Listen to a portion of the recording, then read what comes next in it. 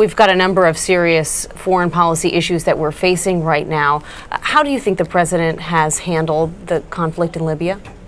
Well, you know, he's a very tentative, cautious person, and that has come out now with his first big foreign policy test.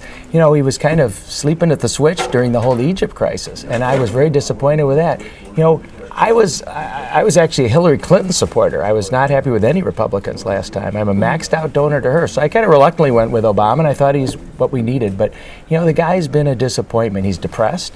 I said it on the show before. I think he's depressed? He's not a happy guy. He needs Zoloft or something. How can you say that? He's all stooped over. He's not optimistic. I worked for Ronald Reagan. He came into the very dire situation in 1981 with, you know, similar statistics, only much worse inflation.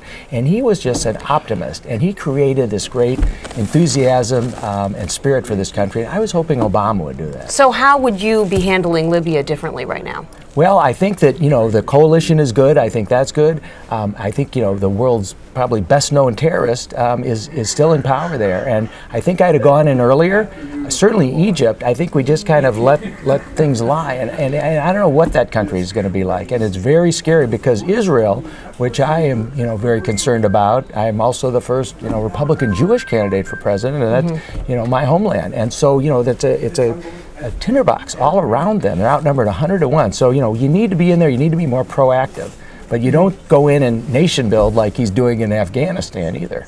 How do you deal with the challenges, though, as an American leader of going into a situation when you think it's the right thing to do without, you know, dealing with the fact that most people will see it as American intervention in those countries and that could actually backfire?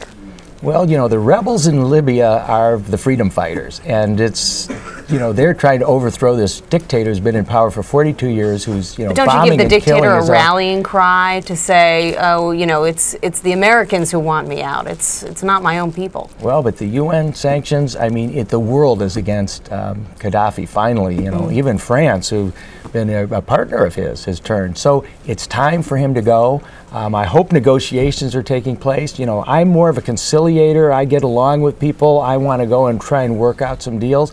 And I think, you know, you talk to people like him. James Baker, my political hero, you know, he went to Iraq, I think, 27 times trying to come up with a solution in that country. That's what we need. That's the kind of diplomacy we need. We just don't go, you know, nation build like President Obama is doing in Afghanistan and trying to destroy Libya.